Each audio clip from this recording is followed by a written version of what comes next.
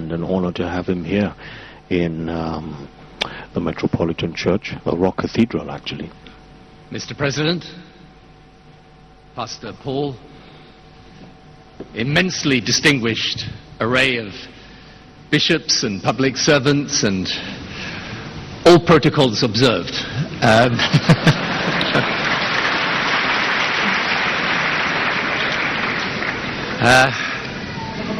Wow.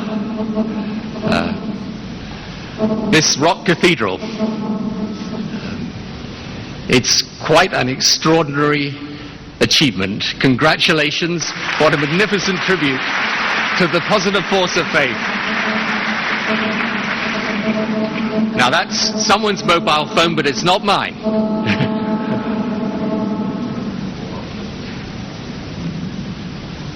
There we go.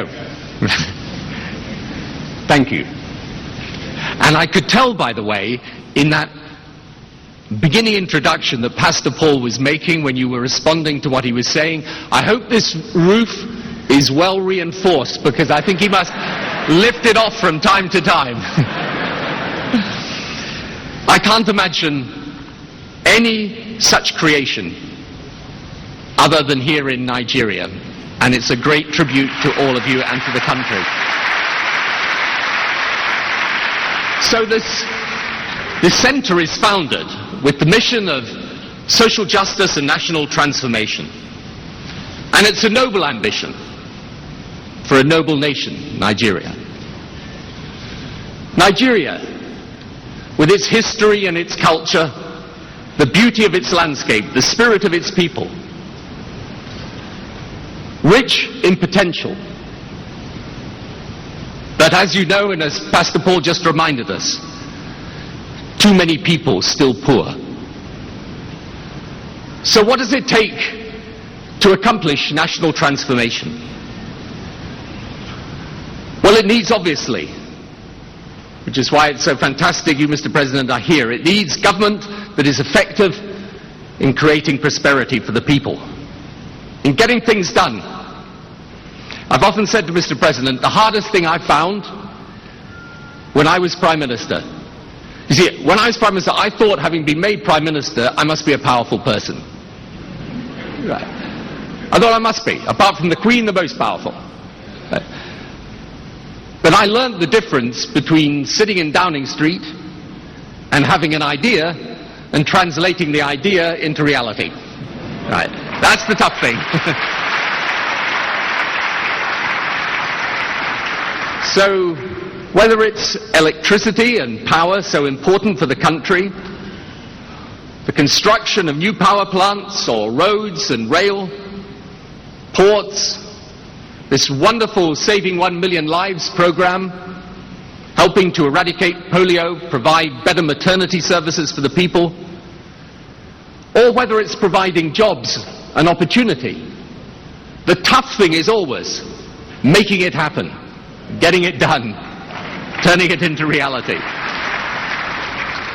I was astonished when I learned that the median age, average age of Nigerians is just 18 or 19, and almost half the population under the age of 15. So the challenge is great, because these young people are the future. If they succeed, the country succeeds. But it's tough to help them to succeed, because they need jobs and they need hope and they need opportunity. They need to know that if they work hard, they can do well.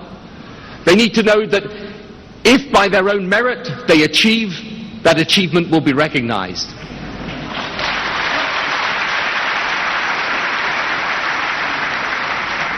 But the good news is that the will is there. And as we know, where there is a will, there is a way. And Mr. President, I wish you and your team well. As the Holy Book says, be strong and of good courage. We wish you every success in all your endeavors. So, national transformation requires, beyond doubt, things happening, things moving, a sense of the country going forward. It also needs basic safety and security. This is the first duty of any government, and the absolute foundation of any society. The strong communities flourish when people feel a sense of freedom. And people feel a sense of freedom when they feel a sense of safety. And violence is always the enemy of progress. No religious belief can ever justify it. No political cause should sustain it. No personal grievance will ever be redressed by it. Deliberately to harm the innocent is not just a crime. It is an abomination in the sight of God.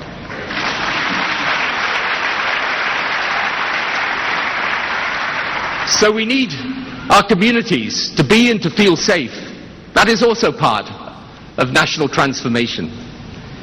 And to achieve that, we also need what Pastor Paul has spoken so eloquently about, which is religious reconciliation, based on peace and on mutual respect.